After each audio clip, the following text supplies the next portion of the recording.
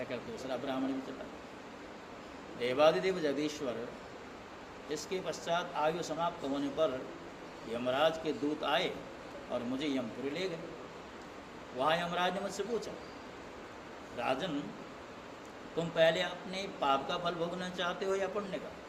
तुम्हारे दान और धर्म के फलस्वरूप तुम्हें ऐसा तेजस्वी लोक प्राप्त होने वाला जिसकी कोई सीमा नहीं। भगवान तब मैंने यमराज से कहा, देव पहले मैं अपने पाप का फल भोगना चाहता हूँ। और उसी क्षण यमराज ने कहा, तुम गिर जाओ। उनके ऐसा कहते मैं वहाँ से गिरा और गिरते ही मैंने देखा कि मैं गिरगिट हो गया। प्रभु मैं ब्राह्मणों का सेवक, उदार, दानी और आपका भक्त था। मुझे इस बात की उत्कट अभिलाषा थी कि किसी प्रकार आपके दर्शन हो जाएं, इस प्रकार आपकी कृपा से मेरे पूर्व जन्मों की स्मृति नष्ट न हो। भगवान आप परमात्मा बड़े बड़े शुद्ध हृदय योगेश्वर उपनिषदों की दृष्टि से अपने हृदय में आपका ध्यान करते हैं।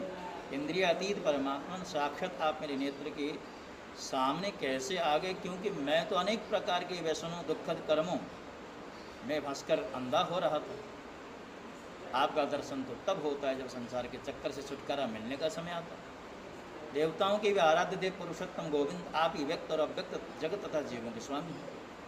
अविनाशी अच्युत आपकी कीर्ति, पवित्र अंतर्यामी नारायण आप ही समस्त वृत्तियों और इंद्रियों के स्वामी।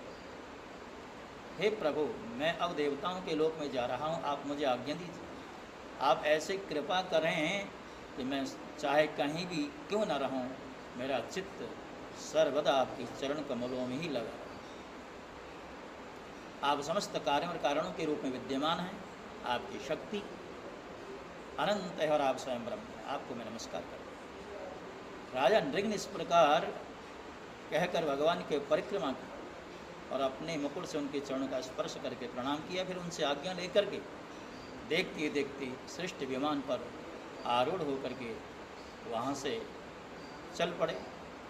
राजा नृग के चले जाने पर ब्राह्मणों के परम प्रेमी, धर्म के आधार, देवी के नंदन भगवान श्री कृष्ण ने क्षत्रियों की शिक्षा देने के लिए वहाँ उपस्थित अपने कुटुंबों से कहा, कुटुंबियों से कहा। क्या कहा? जो लोग अग्नि के समान तेजस्वी हैं वे भी ब्राह्मणों का थोड़े से थोड़ा धन हड़प कर नहीं पचा सकते। फिर जो अभिमान व झूठ मूठ अपने को लोगों का स्वामी समझते हैं वे राजा तो क्या पचा सकेंगे।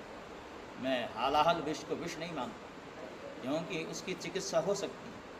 वस्तुतः ब्राह्मणों का धन ही परम विष है, उसको पचा लेने के लिए पृथ्वी में कोई औषध, कोई उपाय।